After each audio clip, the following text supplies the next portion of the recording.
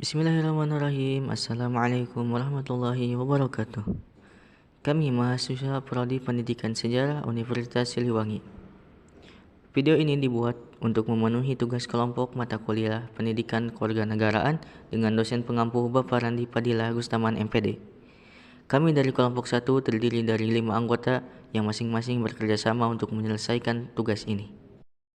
Sebelum ke video presentasi, alangkah baiknya kita perkenalan terlebih dahulu.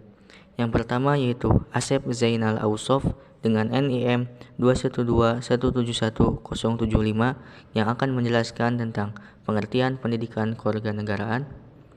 Yang kedua yaitu Rifki Rifandi Anwar dengan NIM 212171016 yang akan menjelaskan tentang sejarah pendidikan kewarganegaraan di Indonesia. Yang ketiga yaitu Anissa Fazlin dengan NIM 212171055 yang akan menjelaskan tentang landasan pendidikan kewarganegaraan. Yang keempat yaitu Sansan Hamdani dengan NIM 212171062 yang akan menjelaskan tentang landasan pendidikan kewarganegaraan. Yang terakhir yaitu Dede Iliani dengan NIM 212171034 yang akan menjelaskan tentang fungsi dan tujuan pendidikan kewarganegaraan.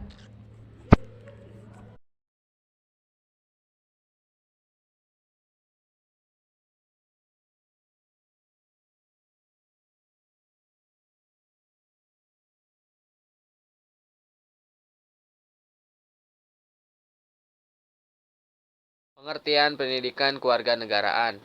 Pendidikan merupakan proses pembentukan manusia yang berkualitas, sedangkan kewarganegaraan adalah kegiatan warga negara yang menunjukkan hubungan terhadap suatu negara.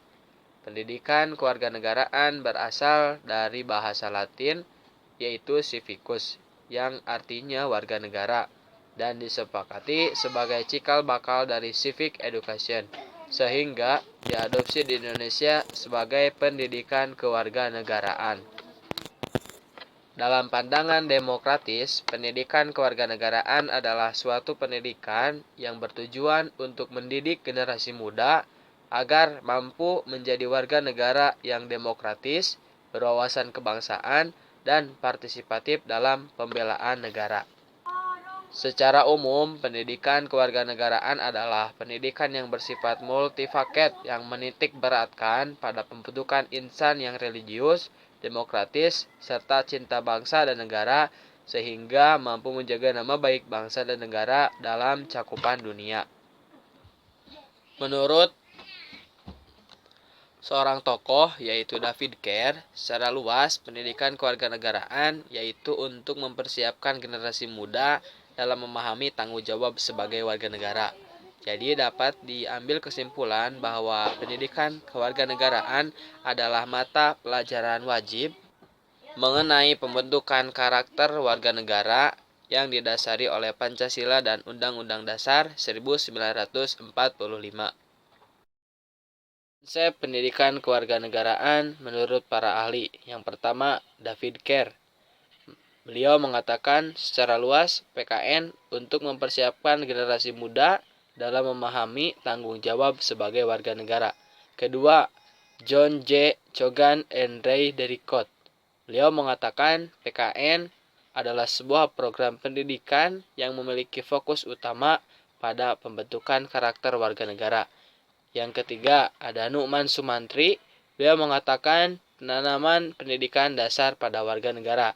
Keempat, Winarmo. Beliau mengatakan bahwa PKN memiliki objek kajian kebajikan, budaya warga negara dan kerangka keilmuannya ditopang oleh ilmu pendidikan, politik, disiplin, dan ilmu relevan. 5. Zamroni. Beliau mengatakan bahwa PKN lebih spesifik ke materi yang akan dikaji, yakni tentang pemerintahan, konstitusi, lembaga demokrasi, dan lain-lain. Keenam, Zamroni mengatakan bahwa PKN adalah untuk mempersiapkan warga negara berpikir kritis dan bertindak demokratis. Ketujuh, Abdul Aziz Wahab. Beliau mengatakan bahwa PKN adalah media pengajaran yang mengindonesiakan siswa secara sadar, cerdas, dan tanggung jawab. Kedelapan, Coalition. Beliau mengatakan bahwa PKN merupakan pendidikan politik yang memfokuskan kepada peranan warga negara. Sejarah pendidikan kewarganegaraan. Pendidikan kewarganegaraan merupakan sebuah program pendidikan di Indonesia yang berfungsi untuk meningkatkan karakter serta moralitas warga negara Indonesia. Pendidikan kewarganegaraan di Indonesia sendiri dimulai pada tahun 1957 dan berlangsung hingga saat ini. Untuk periodisasinya sendiri sebagai berikut. Pendidikan kewarganegaraan pada tahun 1957 dimulai pada tahun 1957 dengan nama kewarganegaraan yang di dalamnya sendiri membahas materi tentang hak dan kewajiban serta bagaimana caranya untuk memperoleh atau kehilangan kewarganegaraan. Untuk materinya sendiri dikembangkan lagi di periode-periode berikutnya. Pendidikan kewarganegaraan pada tahun 1959. Pada tahun 1959, pendidikan kewarganegaraan mengalami perubahan nama yang awalnya kewarganegaraan menjadi sipik. Nah, untuk materi pembahasannya sendiri menjadi lebih kompleks, yakni tentang Pancasila, Undang-Undang Dasar 1945, sejarah perjuangan bangsa Indonesia, serta pemahaman tentang persatuan dan kesatuan bangsa Indonesia. Pendidikan kewarganegaraan pada tahun 1962. Pada tahun 1962, pendidikan kewarganegaraan mengalami perubahan kembali yang sebelumnya bernama sipik, kini berubah menjadi kewargaan negara. Untuk materinya sendiri menjadi lebih kompleks dan mendapatkan penambahan, yakni TAP MPR dan muatan internasional untuk lebih memahami perserikatan bangsa-bangsa. Pendidikan kewarganegaraan pada tahun 1968. Pada tahun 1968, dimulailah sebuah kurikulum yang bernama Kurikulum 1968, yang dimana dalam konsepnya sendiri yang sebelumnya bernama kewargaan negara, kini berubah menjadi pendidikan kewarganegaraan, yang pendidikannya sendiri dibedakan berdasarkan jenjang yang sedang ditempuh. Yang pertama, ada jenjang sekolah dasar yang berisikan materi tentang konsepsi kewarganegaraan, sejarah nasional, dan ilmu bumi. Dan untuk yang kedua, jenjang sekolah pendidikan guru yang berisi tentang sejarah Indonesia, Undang-Undang Dasar 1945, lalu ada konsep kemasyarakatan, serta konsep hak asasi manusia. Pendidikan kewarganegaraan pada tahun 1973. Pendidikan kewarganegaraan pada tahun 1973 memiliki beberapa objek studi, di antaranya tingkah laku, cara berpikir, potensi warga negara, hak dan kewajiban, cita-cita, serta kesadaran diri. Untuk materi pembelajarannya sendiri berisikan tentang konsep hak dan kewajiban, pengetahuan hubungan luar negeri, konsep persatuan dan kesatuan, demokrasi, konsep keadilan sosial, konsep pembangunan dan ekonomi, pendidikan kependudukan, serta yang terakhir ada keamanan masyarakat. Pendidikan kewarganegaraan pada tahun 1975. Pendidikan kewarganegaraan mengalami perubahan kembali pada tahun 1975, diganti dengan nama baru, yaitu Pendidikan Moral Pancasila. Pendidikan Moral Pancasila ini berisi materi pembelajaran dengan konsep pedoman, penghayatan, dan pengamalan Pancasila, atau disingkat P4. Nah, Pendidikan Moral Pancasila sendiri merupakan sebuah mata pelajaran yang wajib untuk diikuti atau dipelajari di semua jenjang pendidikan di Indonesia. Mulai dari jenjang yang paling rendah, yaitu taman kanak-kanak, hingga jenjang yang paling tinggi, yaitu perguruan tinggi. Pendidikan kewarganegaraan pada tahun 1994. Pendidikan kewarganegaraan yang pada tahun 1975 bernama Pendidikan Moral Pancasila pada kurikulum 1994 dirubah menjadi Pendidikan Pancasila dan Kewarganegaraan yang bertujuan untuk menanamkan nilai-nilai Pancasila agar senantiasa warga negara bisa bersikap dan berperilaku sesuai Pancasila itu sendiri. Nah, pendidikan Pancasila dan kewarganegaraan memiliki ruang lingkup. Yang pertama, menanamkan nilai-nilai Pancasila dan norma-norma yang berlaku dalam kehidupan berbangsa dan bernegara. Dan untuk yang kedua, pemahaman ideologi Pancasila yang mendasari kehidupan baik berpolitik, bersosial, maupun berbudaya. 4. Yaitu kurikulum 2004 yang dinamai kurikulum berbasis kompetensi. Kurikulum ini juga merubah pendidikan Pancasila dan kewarganegaraan menjadi pendidikan kewarganegaraan, yang dimana kompetensi di dalamnya berisikan tentang 3 komponen penting pendidikan kewarganegaraan, yaitu civic knowledge atau pengetahuan kewarganegaraan, civic skill atau keterampilan kewarganegaraan, dan civic disposition atau watak kewarganegaraan. Pendidikan kewarganegaraan pada tahun 2006.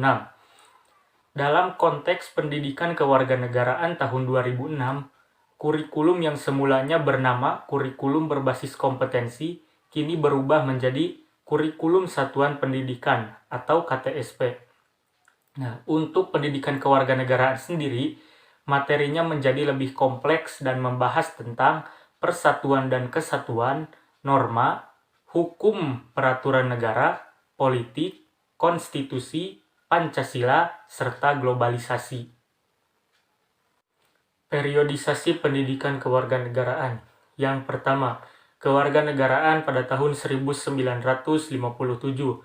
Yang kedua, sipik pada tahun 1962. Yang ketiga, kewargaan negara pada tahun 1968. Yang keempat, kewargaan negara pada tahun 1969. Yang kelima, kewargaan negara pada tahun 1973.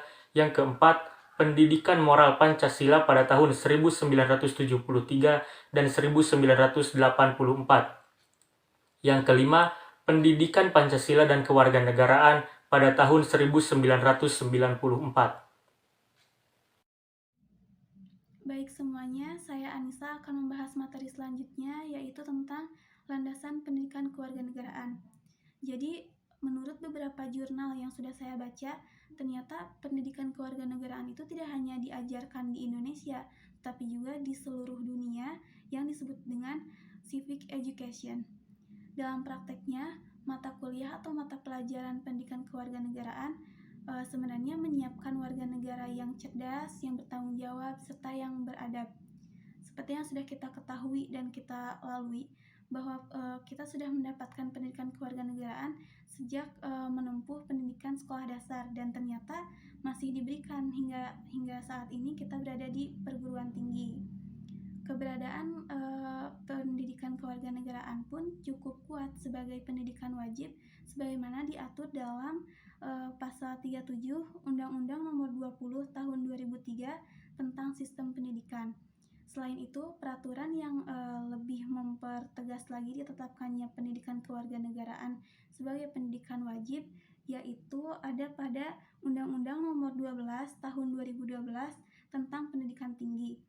Pada pasal 35 ayat 3 undang-undang tersebut mewajibkan untuk perguruan tinggi memberikan mata kuliah pendidikan kewarganegaraan, karena pendidikan kewarganegaraan dianggap mampu meningkatkan kesadaran yang tinggi terhadap identitas nasional. Yang selanjutnya adalah cakupan pendidikan kewarganegaraan yang terdiri atas 3 komponen penting. Kenapa dikatakan 3 komponen penting? Karena jika ada salah satu komponennya yang dihilangkan, maka akan ada tujuan negara yang tidak akan tercapai. 3 komponen tersebut meliputi yang pertama, pengetahuan kewarganegaraan atau civic knowledge. Pengetahuan merupakan hal penting yang harus dimiliki sebab biasanya berkaitan dengan apa saja yang harus diketahui sebagai warga negara. Civic knowledge berasal dari konsep politik, hukum, dan moral dalam pembangunan warga negara. Lalu yang kedua ada keterampilan kewarganegaraan atau civic skill.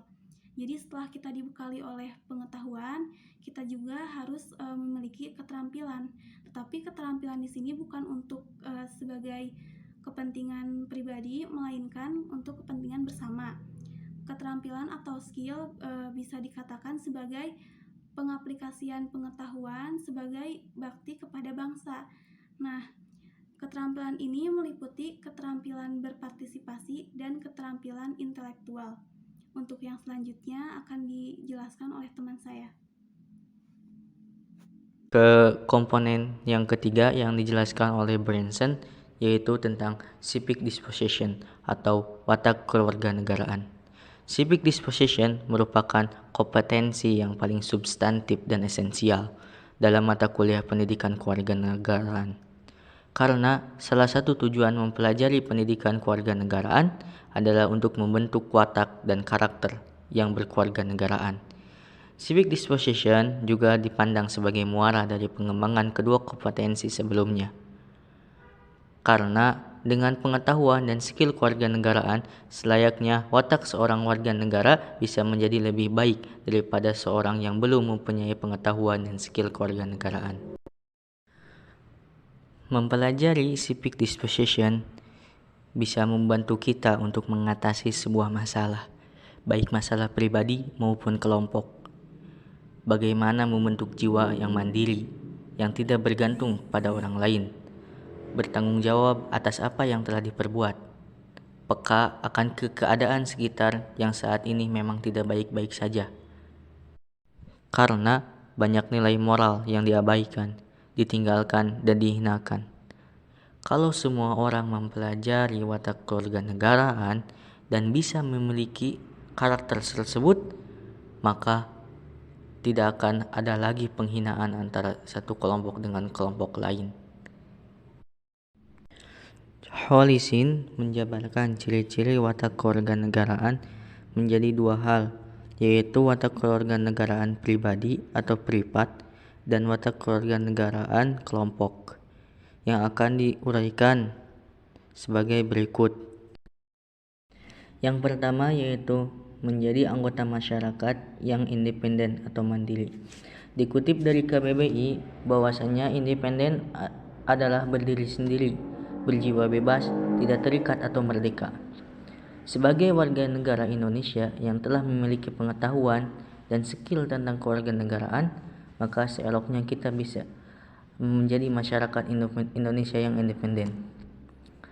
Tingkat kesadaran akan kewarganegaraan mesti diperkuat dengan bersikap mandiri. Tapi arti mandiri di sini bukan berarti kita tidak membutuhkan bantuan orang lain, tetapi sanggup menghadapi segala tantangan dan terbiasa menyelesaikannya sendiri. Biasanya orang yang memiliki sifat independen, orang ini akan teguh dalam pendiriannya, mempunyai kecerdasan di atas rata-rata karena mereka bisa berpikir logis dan jadi pengamat yang handal. Yang kedua yaitu memenuhi tanggung jawab secara kewarganegaraan di bidang ekonomi dan politik. Menjadi pribadi yang bertanggung jawab sangatnya diperlukan dalam zaman ini, karena sekarang sudah banyak orang yang berpendidikan tetapi sangat rendah rasa tanggung jawabnya. Mereka seolah angkat tangan atas segala kebijakan yang telah mereka buat, dan mereka juga seringkali tidak bertanggung jawab dari kewajiban yang telah mereka emban. Sifat tanggung jawab bisa kita tanamkan kepada generasi muda. Menanamkan rasa tersebut sejak dini dimulai dari hal-hal kecil yang mungkin sering kita anggap remeh dan tidak berarti. Setelah mereka diberikan edukasi tentang rasa tanggung jawab, maka semua hal yang didedikasikan sejak dini bisa mengakar dan menjadi karakter. Yang ketiga yaitu menghormati akan harkat dan martabat kemanusiaan tiap individu. Budaya saling menghormati merupakan budaya yang sangat dijunjung di bangsa Indonesia. Sesuai dengan semboyan Bhinneka Tunggal Ika bahwa kita berbeda-beda tapi tetap satu tujuan. Maka dengan semboyan ini kita sebagai warga negara Indonesia seeloknya tidak mempersoalkan tentang hal ini. Namun nyatanya masih banyak orang yang tidak menghormati satu sama lain, Ada yang mengejek soal suku, warna kulit, gaya bicara, dan sampai saling merendahkan budaya satu dengan yang lain. Dalam peristiwa sejarah pun, permasalahan ini sudah dilaksanakan di peristiwa Sumpah Pemuda, ketika para pemuda berkumpul di tempat yang satu, berasal dari latar belakang yang berbeda, tapi mereka memiliki sifat saling menghormati satu sama lain.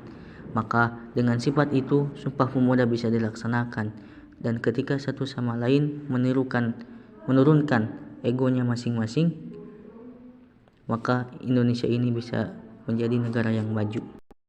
Yang keempat yaitu ikut berpartisipasi langsung dalam urusan-urusan kewarganegaraan secara bijaksana dan efektif.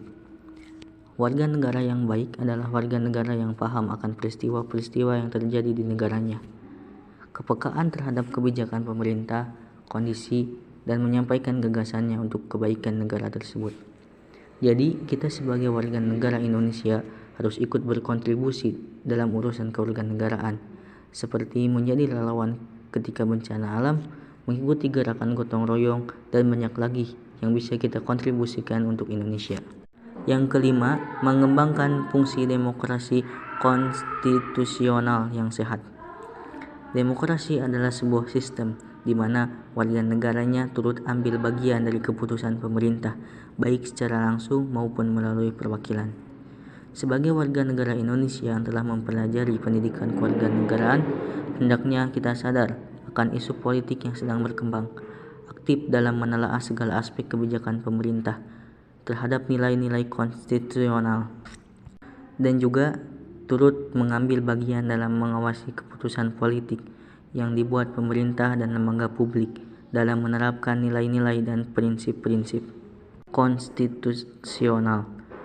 Ketika kita sebagai warga negara dan kita dihadapkan akan suatu permasalahan, hendaknya kita sebagai warga negara tidak langsung ikut-ikutan dalam permasalahan itu, tapi kita harus mencek apakah suatu permasalahan itu pantas untuk kita bela atau tidak. Kalau kita tidak mencek terlebih dahulu, khawatir kita hanya dimanfaatkan oleh kelompok dan oknum tertentu. Pendidikan kewarganegaraan memiliki fungsi yang esensial untuk meningkatkan kualitas manusia Indonesia atau warga negara yang memiliki kemampuan hidup baik secara personal, bangsa, dan negara.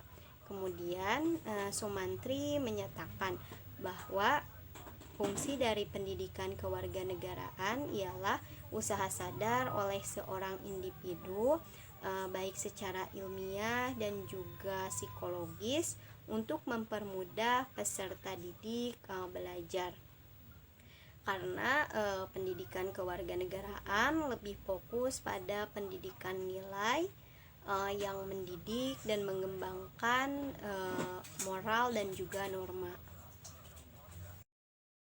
Kemudian tujuan dari pendidikan kewarganegaraan ialah agar warga negara mampu menggunakan nalarnya dengan baik dalam berpartisipasi dan tanggung jawab dalam kehidupan politik sesuai nilai-nilai dan juga prinsip-prinsip konstitusional.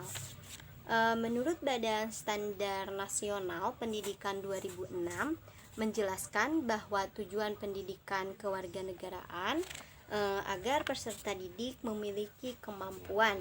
Pertama, ketika menanggapi isu-isu kewarganegaraan, peserta didik harus mampu berpikir secara kritis, kemudian rasional dan juga kreatif.